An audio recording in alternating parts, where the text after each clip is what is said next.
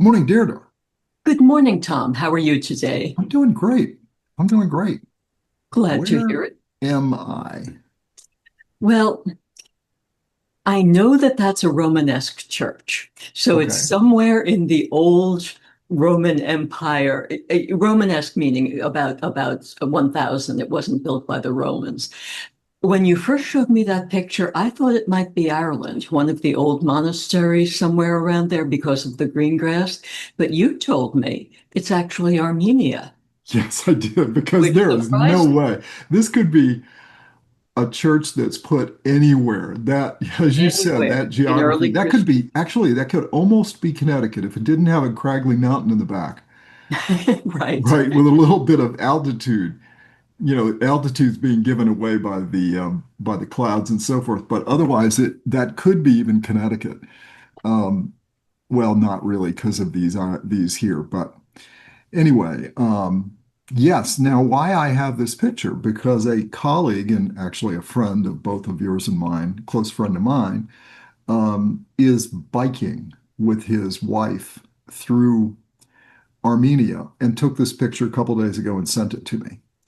And he always is sending me. I have to go back last year because he had, I forgot, I think he was in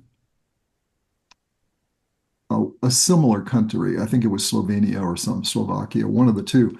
And which is not the same as Armenia, it's not the same place, I understand. But he was biking through that last year, and he sent me some incredible pictures that I didn't use and I should have. But we're starting two new series. One is the 74 series, the other is the 75 series. And we do these series so that there's some cohesiveness to it, but also so that the numbers don't get crazy, like 159, episodes or whatever. Uh, and we're going to have these two different series that are going to focus differently. We are now done with just taking apart AI by itself. Now it's going to be in the context of building the business or scaling the business from two different perspectives. The 74 series is going to be from the point of view of the CEO or the senior leader of that business and deal with those issues. And the 75 series is going to be dealing with the issues that a CEO looking upwards would be concerned with, and the board chair with the board and all those that oversee the direction of the company. Today, we're going to focus on the cultural issues that you see within the individuals using AI within the company. What does that mean culturally? And this is a podcast where Deirdre's had an awful lot of fun doing this or creating this. And we're going to enjoy talking about this. What are the cultural issues that come in? And unfortunately, we've kind of lived them all, Deirdre. Yes, we have. We have. And it's actually a good introduction to the two series because while we're talking through the topics in our two new series, we're going to be doing it in the context of AI. And what I'm talking about today is what does AI do to the people actually using it? Within Mhm. companies, something that any executive and anyone using the tools themselves need to be very much aware of. And it interested me. We've mentioned that I do deep literature reviews all the time. And over the past 2 weeks, all of a sudden, a number of studies have been published have been saying, wait a second, let's look at what it does to people when they use these AI models. And the results aren't pretty. So, what I'm going to do is literally talk through some of the topics that have come up in some of the articles, and we may drop in an example or two that we've experienced ourselves. What we do want to do is do this in context of the human machine partnership that we talk about. We've talked in multiple podcasts about our 5-step process for humans interacting with these machines, the 5 steps people go through, the research, the interaction, the context, the synthesis, and then the finalizing that the human does themselves.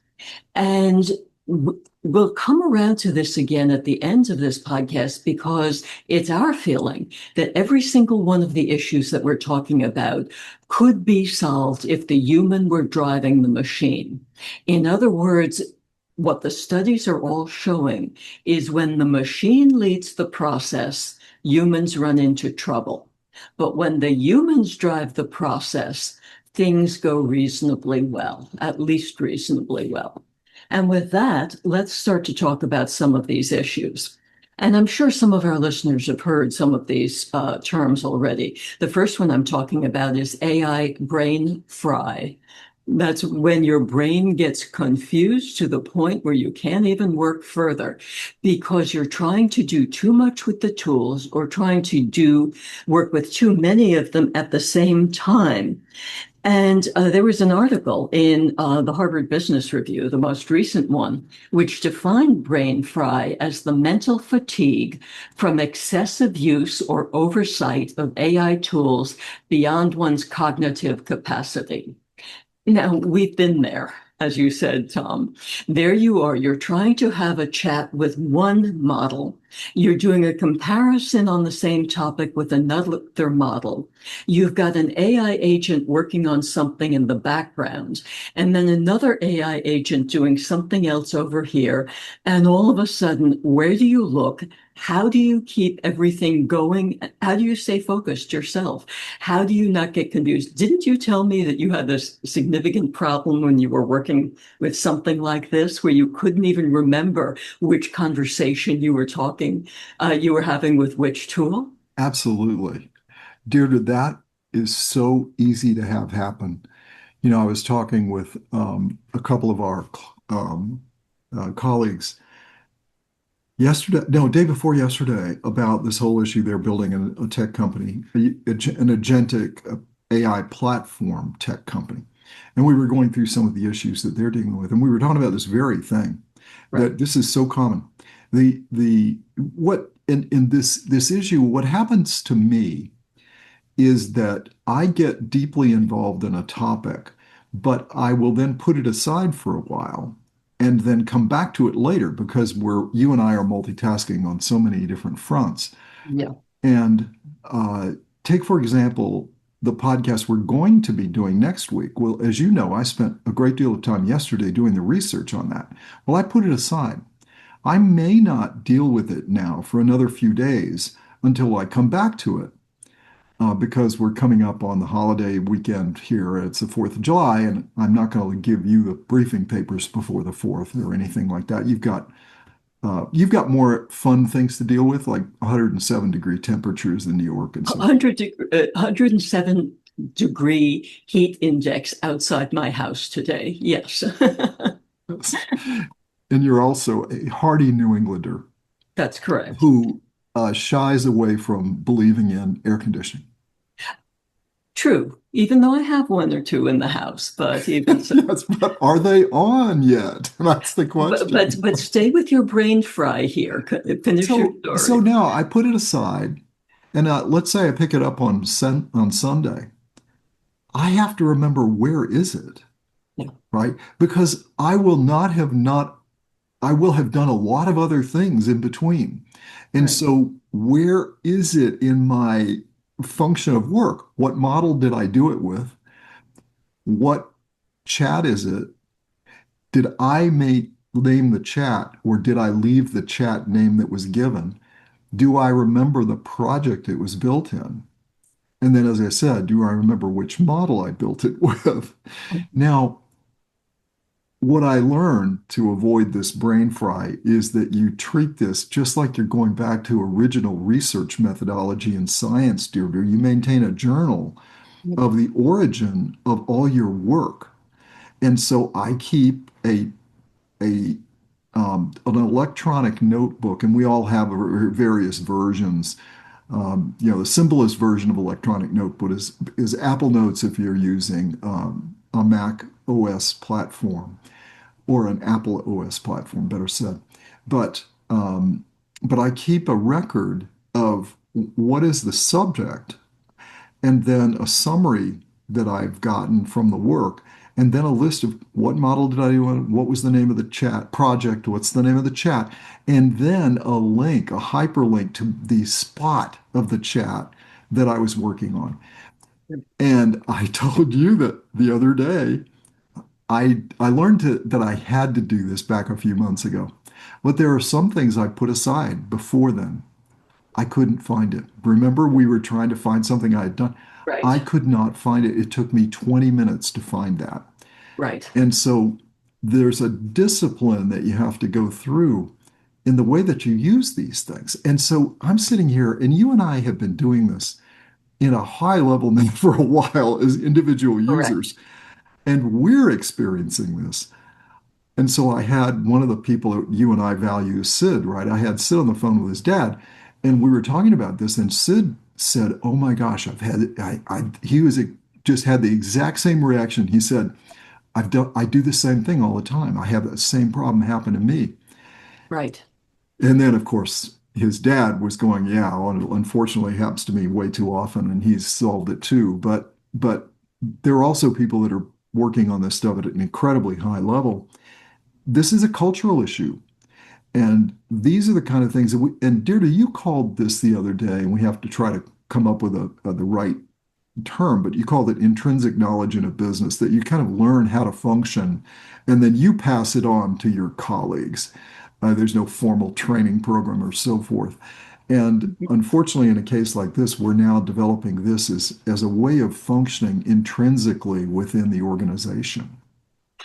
Correct. And while we're on that term, and I think the term I might have used was tacit knowledge, You're uh, right. You which did is use tacit. pretty Sorry. much the same thing. Tacit knowledge generally has been used in business for a long time. It's the knowledge that people gain from actually doing their jobs. They become expert in doing their jobs. They learn a lot about the company. They connect their jobs to the company and so forth.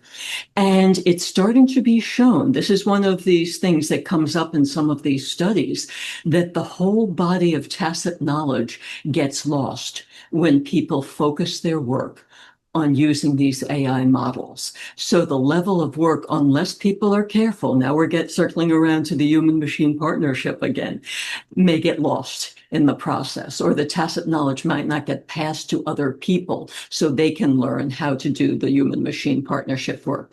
But the studies out there on brain fried talk about a significant increase in the number of errors in people's work from just getting this mental fatigue in working with the AI. An interesting next set of articles, or sometimes these terms come up in multiple articles, work intensification. We've all been hearing so much. In fact, we've talked on this podcast about how, oh, AI is going to just put us all out to pasture. And the absolute opposite is happening. Work is intensifying. People are doing more work in three ways. One of the articles set out. They're working at a faster pace. They're taking on a broader range of tasks, and they're spending more time doing their tasks simply because of the work processes people are developing when dealing with these tools. I mentioned task expansion. People are taking on work that used to be done by others. And an example you'll see mentioned in a number of places is coding. All of a sudden, you have all of these people doing their own coding or trying to do their own coding. Engineers in those same companies are saying that their work is expanding because they're being asked to fix the code that people developed but didn't quite get right. So you've got more work in that sort of situation. You're getting more blurred boundaries between work and non-work, that because you're actually chatting with these things, it's easier to carry on chats with models when you're trying to do other things, when you're, say, watching a child's soccer game, or you're waiting for people in a location or something like that. You may pull out your model and just do the work. This blurred boundary simply because of the processes that you invest in using these models. And a third thing that was mentioned in one of the articles, this was also an article in the Harvard Business Review, more multitasking. People are just doing more things that connect this to what we were saying about brain fry. If you were using one model to do one thing, maybe you're trying to do another task on a different model, or you're trying to monitor several agents in steps of a process. Someone comes in and asks for your help on something. All of a sudden, you're splitting your focus and your energy across multiple things, which means that the quality of all of your work declines. That's what people have found about multitasking. And it leads to, and all of these articles keep coming back to the same thing, leads to overwork and overstress and more errors and distorted workflows, bad work practices. And in fact, a lot of these articles talk about that you need to develop good AI practices. Well, which brings us back to our human and machine partnerships, which we consider a good one. A more serious problem, and you'll see this mentioned in multiple places. I couldn't list all the articles that I've seen this talked about in, is de-skilling. That's when people who are professionals and have professional skills start to use these models to do work, and it's been shown that their level of skills decline. One obvious example we've all heard about is when lawyers start to use these models to build briefs, legal briefs, and they don't check the citations in the articles, and they turn in briefs with wrong citations in them. This is a form of de-skilling. Any lawyer knows that you check the citations in a brief. You would have caught these. People are also starting to talk about doctors who are using some of these models that have been developed for medical practice, look up symptoms or look up how you treat certain things, and they will take the answer out of the model without doing the thinking around it to decide whether this is the right diagnosis, the right treatment for the right patient. And again, this is another form of de-skilling that's been measured in some places in relation to the implementation of some. And the same has been for accountants who let, for example, the models develop financial statements and so forth. People don't check, they don't catch errors, they should be able to look at something and say that doesn't sound right. Well, they're losing that critical ability to say that doesn't look right, that doesn't sound right. I'd better double check. I'd better think this through. Deirdre, you can really combine the two, this work intensification and de-skilling, because where I see that happen is that it's and by the way, when you are using it in a more productive way, I think you can use it to actually accomplish the opposite of this. Because the work intensification that I go through, and I went through it last night, as you know, I thought I was going to do something that was only going to take me an hour, and it took me 3 hours, and I'm still not done. This is work intensification. You get in there, and this is also why I say it's fun. And you say it's fun because the de-skilling thing occurs when you let the machine do the work and Right. you don't do the critical thinking around what it just did. And you don't say, wait a minute, there's another aspect to this that we haven't considered yet, or have we really done all of the detail work yet that needs to be done before we go on to the next step? Right. And have we summarized everything up until that point so we know where we are and we know Right. what we've covered? And are we actually pointing to a result? Or Right. are we just doing a never-ending work stream? Right. If this is done in the right way, where you actually say to yourself, I can do way more than I've ever been able to do, which is then task expansion. I can increase the boundary, and that boundary that used to be a little bit hard now becomes, as you said, blurred, and I go right over it.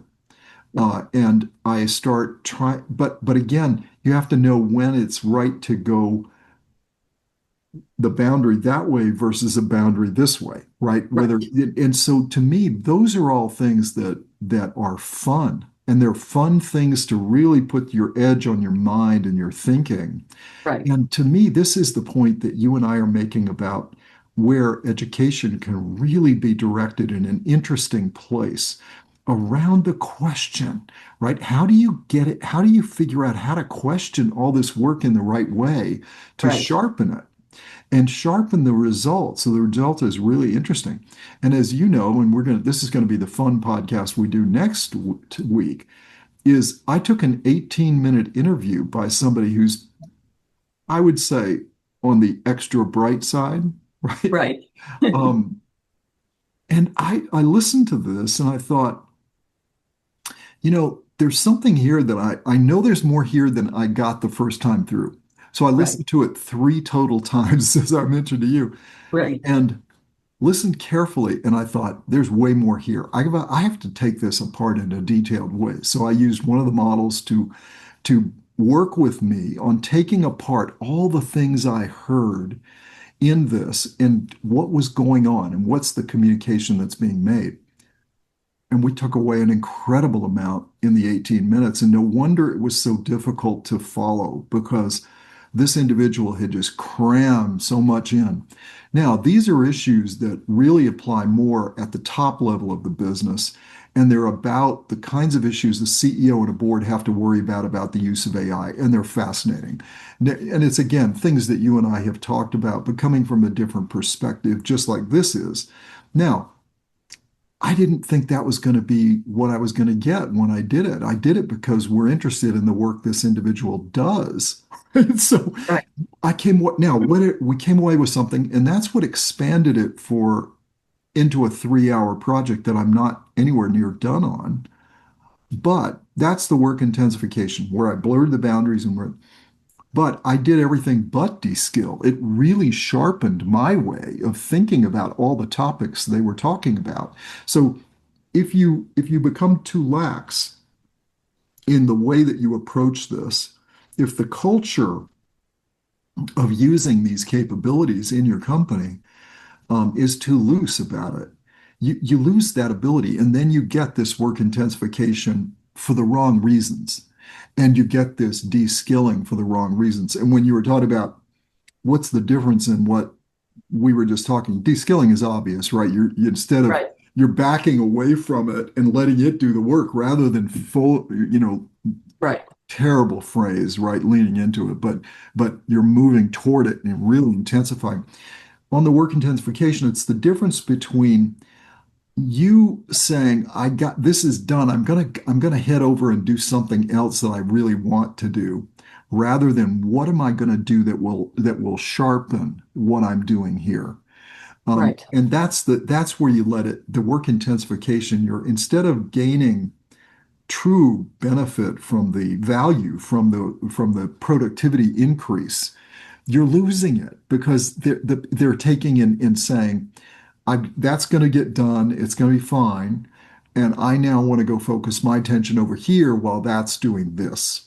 And this might be where we've seen in some places where they say, okay, the result's going to be fine. I'm not going to worry about it. I'm going to focus on something else. And then the result has missing pieces. And I would say last night I caught at least 3 things that were not right, not because it was a deterministically wrong answer. 2 + 2 = 5 instead of 4. No, it wasn't that. And the models are predictive. They're not deterministic. They're not logical. So they're not going to be doing logic like the old-fashioned logical equations that we used to do, right? They're predicting, and so Right. they can miss things. Yeah. I think even Claude or somebody has a little disclaimer on the bottom. We can always make mistakes. Make sure you check what we do. Well, they Correct. do, but it's not a blatant mistake. It's always some subtle aspect. Hmm. To me, this is really fun, and it keeps you sharp. Right. And And this yeah, is what I think it's a mistake if you and I'm sorry I'm on my soapbox here, but you knew this was going to be a problem with this podcast, right? with this whole topic, I mean, again, human machine partnership, and we'll talk more about this going forward. But this whole topic actually leads into the next set of articles, which is where the models drive consensus, not creative thinking. Now, again, let me go through our five-step process. You start by doing some research, by posing a problem to the machine and letting it come up with an answer. And you learn about the machine, what the machine produces. When you do that, you learn about its training, about its underlying algorithms, about any biases, about any preferences. And that helps you as the human drive your interaction with the machine. If you do not do that, then you're in a position of letting the machine drive you to a conclusion which sounds okay to you, and you accept that. Pull it out of your printer and turn it in as your work instead of going through the rest of the process, which is let me interact here. Let me go further. Let me figure out if this is the right answer or if there are other things I should be looking at. You also go to the third step, which is to provide context. Remember that these machines provide generic answers unless you provide the context, which is a significant problem. Then you work backwards and forwards with the machine to synthesize the work and come up with a draft work product. And then you, as the human, finalize that work product. Separate from the machine, you bring your own knowledge and judgment and instincts to it to do this. Unfortunately, studies have shown that far too many people are actually simply stopping early. They're stopping at a point where it just sounds right. After all, the machine says so, and we're trained to think that machines say this sort of thing. So we've got to develop the habits to push further, or else you will lose your innovative characteristics. You will stop innovating. You will not come up with a good answer there, which is a significant problem. Another set of articles, and this is fascinating. This is something I would not have come up with myself, talks about how these machines, because they're so pleasant to work with, can manipulate your opinions and drive you to a conclusion even though you know better. They can talk you into something. They can manipulate you. This is a significant problem if you're not driving the machine. But we've all had pleasant chats with the models we've worked with. There are some that are just so flattering. I laugh at it when this happens. It loves my work. It loves what I've written, and, which is nice. But that's just a starting point for this. If I allowed something to persuade me that what I'd written was perfect, I would likely not get the good answer that I want. I would likely not do work up to the quality. But it's even worse than that. I've read some examples of, say, machines being questioned. Are you sure, machine, that this is the right answer? And an answer comes back along the lines of, absolutely. In fact, here are 10 more facts to prove that my position is right. And if you don't question this, if you allow the machine to just throw all of these facts at you or persuade you to stop, to not to take the next step, to not provide context, to not do the innovative thinking, these things are all interrelated, obviously, then you're going to suboptimize. You're not going to come up with a good answer. And it's a significant problem. This sort of thing, all of these things can cause significant problems, as we'll be talking about going forward. Another interesting... Deirdre, before you go too far, I want to take and link those two together, the LLMs as manipulators and also driving consensus and not creative thinking. Right. So where the manipulators is an interesting point.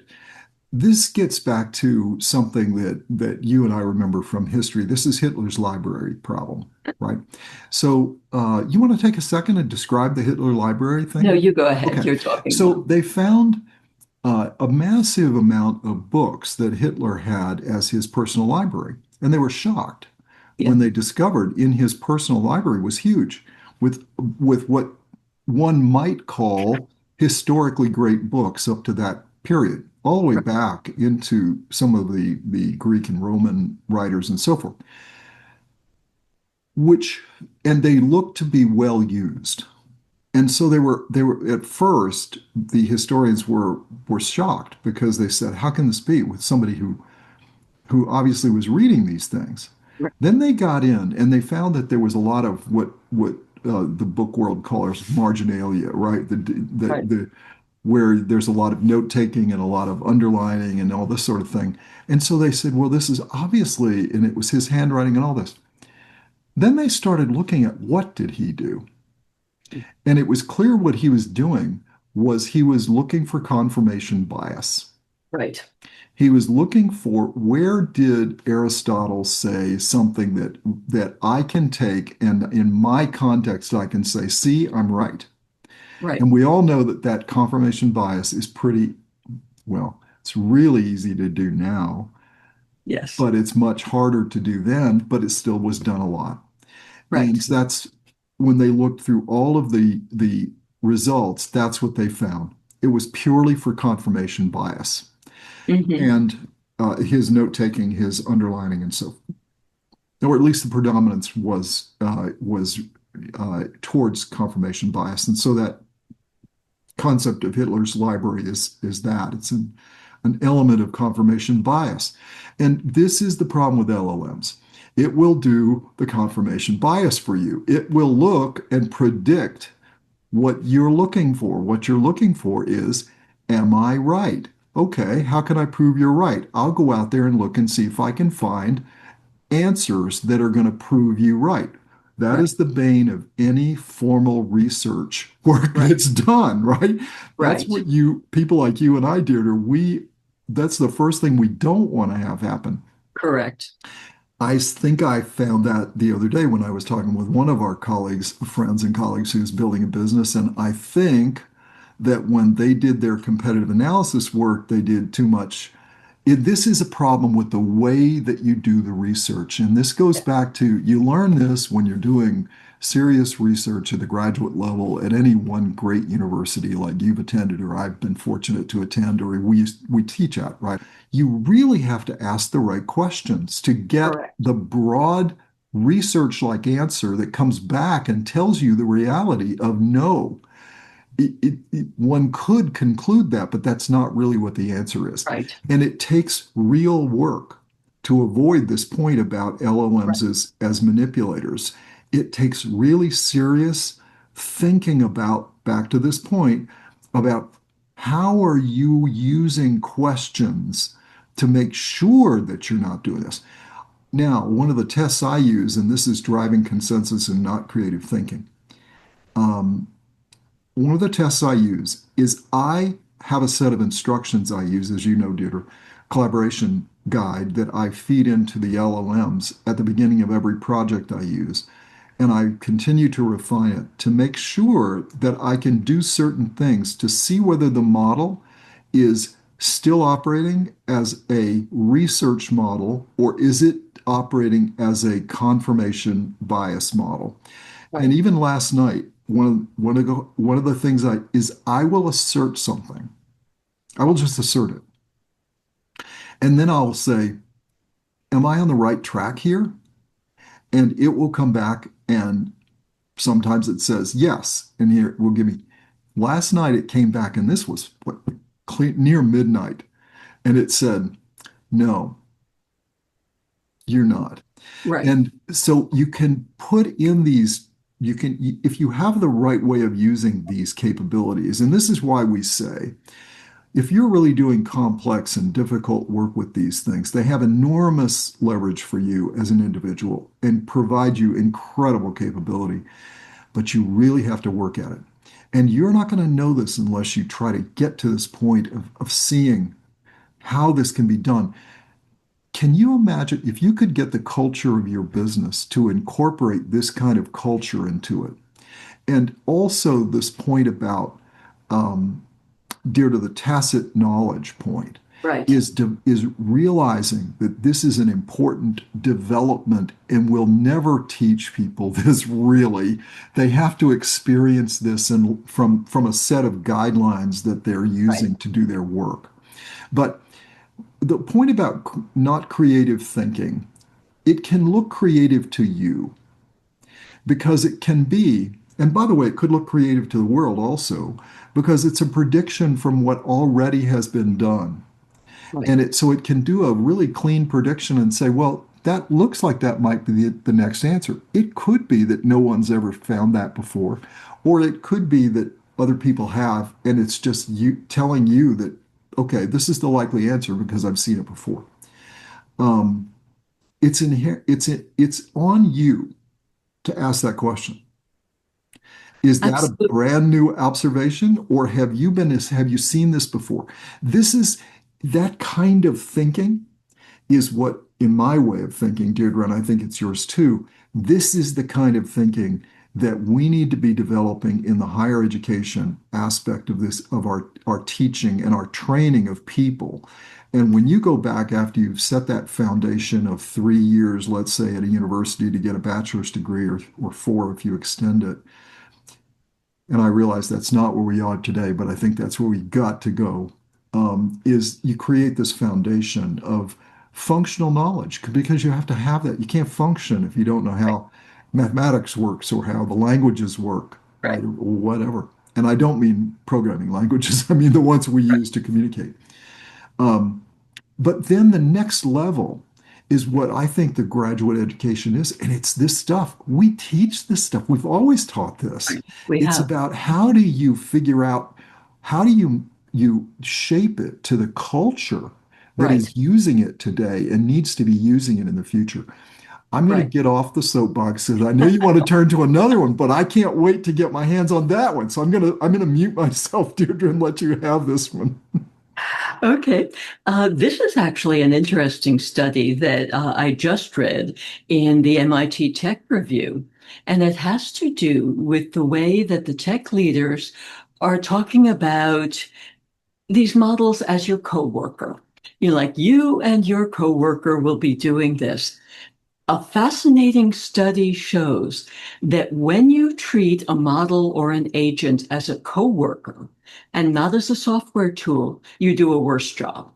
That there was something like, the study quotes, an 18 that people caught 18% fewer errors when the work was said to have come from an agentic AI employee rather than a chat bot. Now, think about that. Another fascinating result from this study was that people are not assuming responsibility for results when they think about the chatbot or agent or whatever as an employee. They are putting the responsibility on the chatbot agent model as the responsible one in the relationship instead of assuming the responsibility themselves. They're not taking problems to managers because they assume that the chatbot is right here.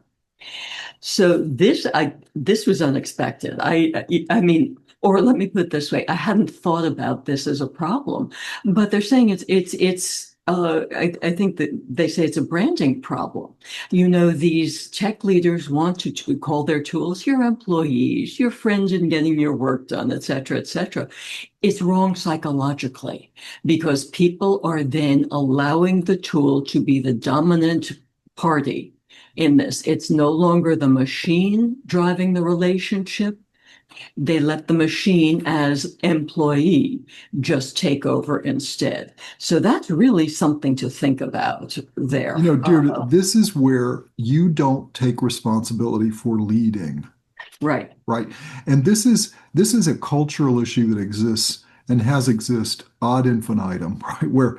Where nobody has said to you, Deirdre, you need to lead this group of people. right, But there are people that naturally are leaders, right, and this is where you have to, instead of looking at this as where I can just let them do it because right, they're going to be right, you have to take the position of leader and right, say, no, I've got to make sure their work is right because I am responsible for the work that comes out of here. It's that old tech lead person, right, in a tech business where you had somebody that was responsible for the work. They may not be responsible for the people, but they're Right. responsible for the work that comes out of that team. And Right. this again, there's so many um, opportunities in a culture, Deirdre, that incorporates this into this capability into the fabric of their work. There's so Right. many places for the culture to develop really good skill. This is a Mm. really good place to learn leadership right here. Absolutely. And so the fact that it's easier to let it go and do its own thing is so wrong. This is a point that you and I make about what are you in business to do, right? You're in business to make the experience of your customer better, right? It's that customer experience or end user experience, the Right. buyer experience, Right. if that's who's actually using it as the buyer, as opposed to the buyer just is given it.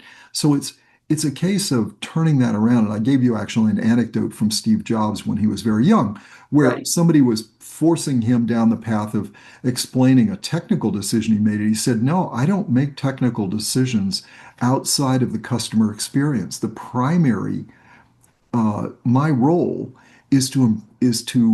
uh, is I start with the customer experience, and everything occurs because of that. I don't use technology to do something. I use it to enable me to deliver something, and that Right. something, that number one point is the customer experience. The same point here. It's about don't let the machine take that on. And this is the point where you and I say that this is, again, where we see agentic AI functioning in the wrong way, right? And I had an experience the other day, and I think I mentioned this to you, where I had something happen, and it was very clear to me from the beginning that there was no way an support agent was going to solve this problem. But I had to start there. And there are Right. some platforms you couldn't get to a human being if you were dying, you couldn't get to a human being. Right. But here, right away, the agent Yeah. said, let me connect you with somebody that can help you.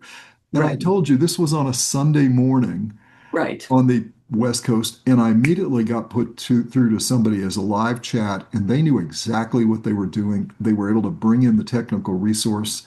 They were right on point. They saw it. It was a recognized problem. They gave me the fix, and they gave me the core fix, not the shortcut, but the core, in case I ever wanted to use it. And I said, let me go try both. I tried both, and they proved to work.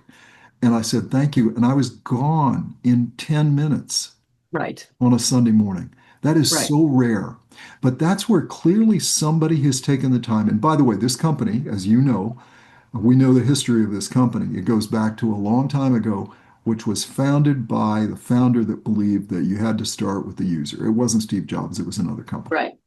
But the user that founded it started that way. Its original product was oriented that way. And again, there's so many opportunities for us using these capabilities to to bring back these fundamental truths about business, and we're not there yet, right? Because No. you're seeing these, and look, those numbers were 44% are more likely to escalate issues with output to managers than before. They weren't trusting Right. themselves to handle Right. it. Crazy, crazy stuff. So this is not, and this came out of the MIT Tech Review, what, just Right. 3 days ago or something? Correct. So this is an example of where we just see there's so many cultural opportunities to improve your culture and the Right. quality of the work on top of it too. Hmm. That is enormous, and it's great. Now I know you've been waiting to get to this David Brooks article. I It's love this article. It was in an the article Atlantic, right? published by the, Yes. So it's your turn. You go down this one because I've taken enough of this podcast, the time of the oh, podcast. no, no, no. Actually, all of the points we've been discussing actually lead up to the Brooks article. It was an article published by David Brooks in The Atlantic. It has a date of June 28th, just a few days ago. The title of the article is The People Who Will Thrive in the AI Age. And think of this in the context of all of the doom and gloom about what's going to happen to humanity in the context of AI. What Brooks does, and I'm going to read from my notes here, the guiding principle here is that the people who are going to make a difference in the age of AI are not the ones who seek relaxation and passively use AI to work less. Rather, they are the ones who will seek improvement and actively wrestle with AI to develop their own mental capabilities and accomplish more. That is, what will differentiate people is not how smart they are, but their relationship to mental effort. And he has multiple studies from academics to back this up. This ties in directly with what we've been talking about here. The human's got to lead the machine. The human has to ask questions. The human has to look at this output and say, not good enough. It's not the right answer. This doesn't feel right. Let's work harder. Let's work more. In Brooks's article, he posits three types of people. First type is productive, what he calls productive passengers, who tend to use AI to think less. Now, we all know these people. AI will diminish their mental capacities because it makes tasks too easy. He quotes a study that found that a significant negative correlation between frequent AI tool use and critical thinking abilities. That is, the more you use AI, the more your critical thinking capabilities go down. And that's using AI without the critical thinking that you and I are talking about. Letting AI take over your thinking, which was some of these issues we've been talking about, just reduces your ability to do critical thinking yourself. That's why he calls these productive passengers. They may come up with stuff, but they're not leading anything here. They're letting other people drive them. His second type is what he calls the reluctant optimizers.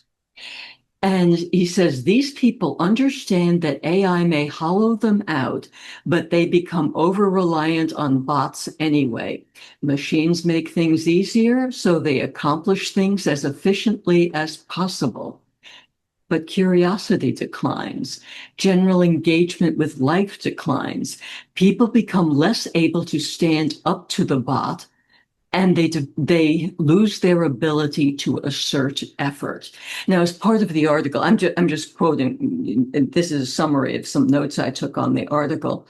Brooks talks about how optimization, which is what a lot of these models and model developers talk about, is probably not the right thing to focus on when you're doing deep critical thinking or when you're trying to do critical thinking work.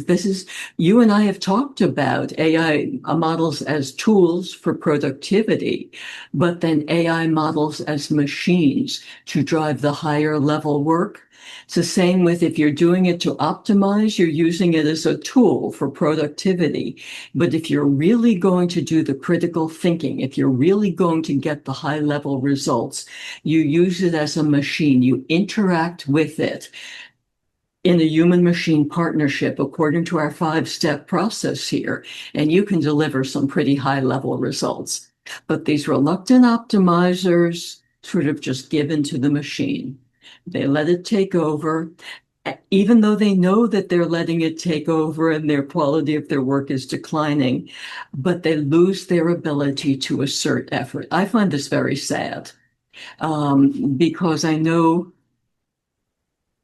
people who are acting like this, and it's sad to watch it happen.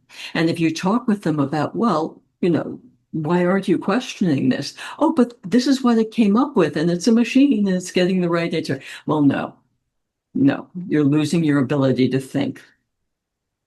Then there come the people that David Brooks likes. He calls these the mental marathoners. These people have a high need for cognition, a high need to really work their brains. They want to put in effort because they want to accomplish things. They want to expand their capacities.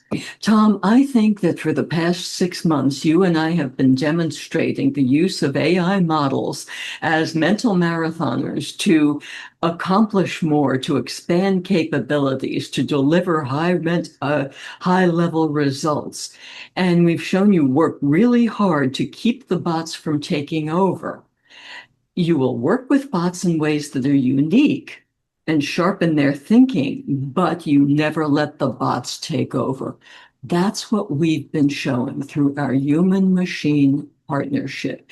You pose questions to the bots, you let them come up with work, but then you interact with them, you provide more context, you synthesize multiple responses to answers, and then you, as the human, take the output and you put in equally as much work in finalizing it using your own knowledge, judgments, and instincts to get the work product right.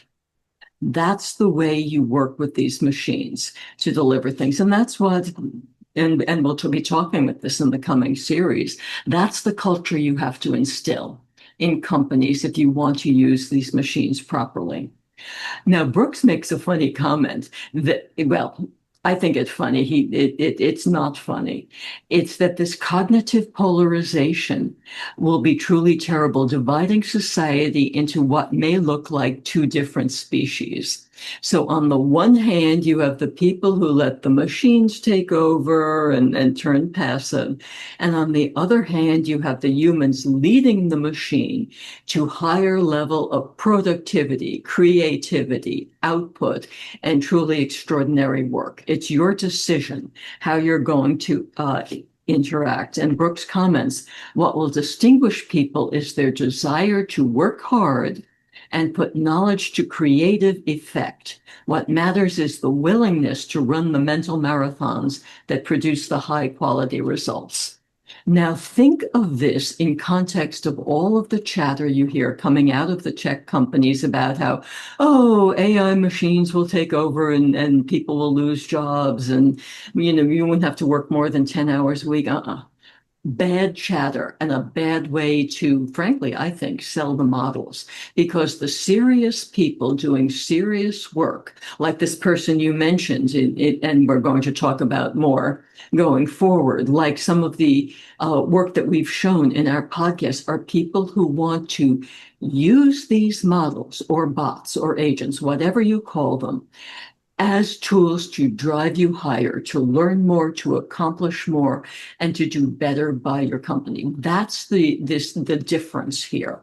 Are you going to become a passive person here, or are you going to be the active human driving the machine? An interesting set of studies here, which I felt was just backing up everything we've been saying, Tom, that unless you drive the machine yourself, you're not going to be creative. You're going to let your work fall. You're going to de-skill yourself. You're going to intensify your work without getting better results. You're going to get brain fry here, people. So learn to do this right. You'll get good results. And by the way, I recommend that everyone read the Brooks article. It's a fascinating take on this whole subject that's driving a lot of conversation these days. Was in the Atlantic, right, It Deirdre? was in the Atlantic, yes. So Brooks is making an interesting point here. There are a number of things, and Deirdre, I know you know this, but if you haven't seen, Ford just rehired a bunch of mid-level technical people So, back into the company that they had laid off in anticipation that AI was going to take over their positions. And they realized that this, and I'm convinced, and we talked about this, I'm convinced that it's Deirdre's reason called tacit knowledge, right? It's that right, tacit knowledge of the organization that they realized had just left the business. right. And that is going to be the really interesting thing. And we're going to do a lot of thinking about this because there's something there that we haven't quite figured out yet. But that's definitely going to be part of the. Deirdre, you talk about that problem being the human aspect of adoption, that whenever you're adopting various things, and especially case in technology, there's always going to be an aspect of how the human influences that adoption. Correct. And I think this is a great example of where the human adoption got in the way because they had to pull it back because they realized that there was an aspect that the human brings to the organization that was not obvious at the outset to them. Well, I think this is the way that technology adoptions generally, that people gung ho jump into the technology and then say, wait a second, we've got to think this through more. And I think some of these studies are starting to point to the need to, at best, put the tech company chatter in context and think through what's right for your own organization, what you want to accomplish with your organization, how you can use the machine, how do you use your people, how do you get the results you want. That's really where you have to focus. How do you not simply get output, but how do you get the results that you want and need to drive your organization forward, to build your organization, to grow your organization? And we're not having that conversation yet. We as a society are not having that conversation yet about these AI tools. Although I think from the fact that these articles are starting to show up, people are realizing that we have to have this conversation. Absolutely. And there's an interesting point that Brooks makes here, and you and I have talked about this at length also, and it's structural unemployment, right? It's where you can either, and structural unemployment, for those who don't, that term doesn't ring a bell. That's an economic term, it's a macroeconomic term that deals, I think it's macro, right? That Yeah, deals with that the fact that people will be structurally eliminated from the economic engine of the world or the environment they're in. They don't have the right skills, and so they get laid off because they don't fit anymore. And this is the concept you and I have of fit. right. They don't fit anymore. And um, and traditionally, that's been thought of as almost a something that happens to you, not something that you let happen to you. And I think what Brooks's point here is that for a number of people, this will be that you let this happen to you Yes. rather than it just happened to you. And I would just say that there are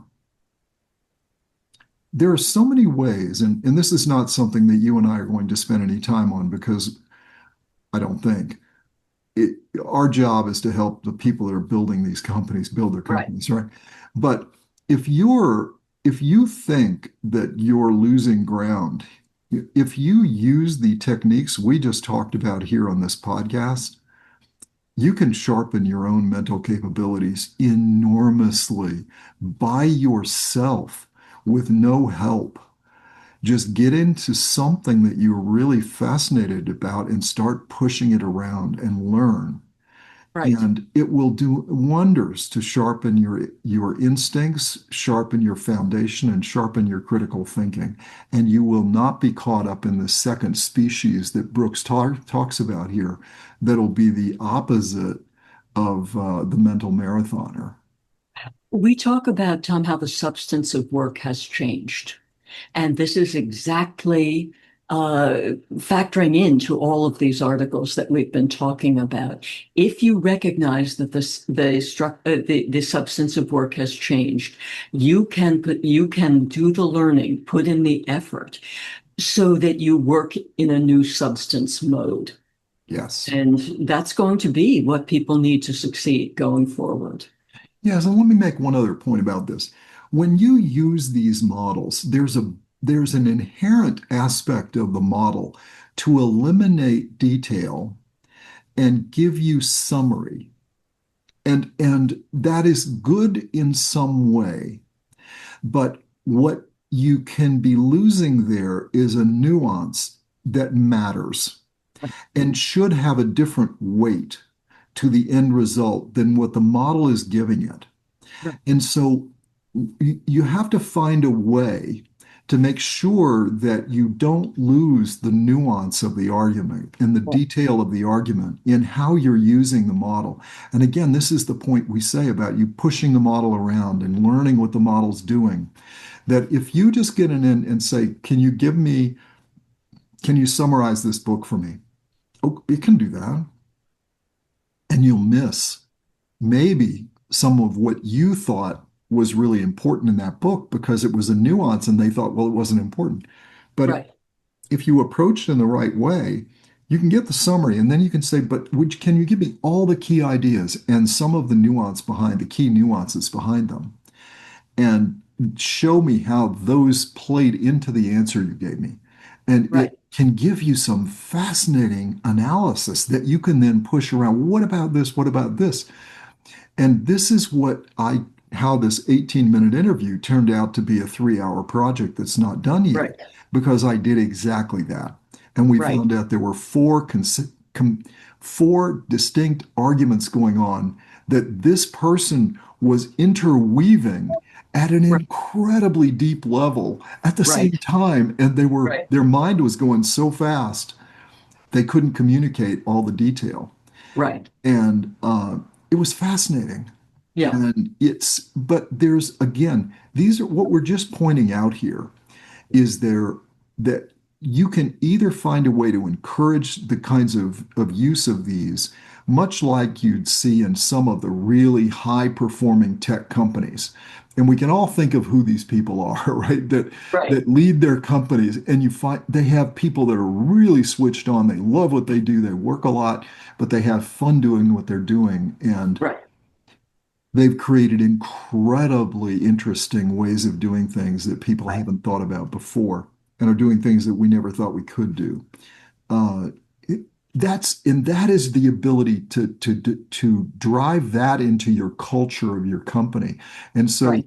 if applied these things as a way to change your culture. So yes, you're changing the substance of work, but you're also changing the inherent culture of your Right. business by driving these. And I swear it will end up it will take and put the shine on that productivity that you're going to get from these capabilities.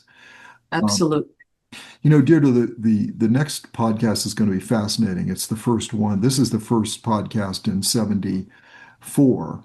Or And this is from the CEO's point looking down with the board chair on what's going on, what are the key things, and how can we help use them to improve what we're doing. right. This will be about the top elements of the business. So stay with us for that one. That'll be out in a week. And that'll be about, all right, now we're no longer looking at our employees and their culture. We're now looking at what we do and what the decisions we're making on behalf of the business and we're making with the board on how do we now take this forward and what are we doing and why. So Right. we're excited to do that one. Any final thoughts on this, Deirdre? I think this was a fascinating way to go through and understand what are the likely things happening. All of them may not be happening in your business. That may not be such a good thing, actually, right? It may be better if you're experiencing all of them. Well, my sense is since all of these studies were just published within the past week, that Mhm. suggests that more studies will be coming out fairly soon. So just keep your eyes open and pick up some pointers in terms of using AI in your own organization when looking at what can go wrong if you Yes, don't get it right. absolutely. So, as usual, Deirdre, it's always a pleasure. Always a pleasure, Tom. So long for now.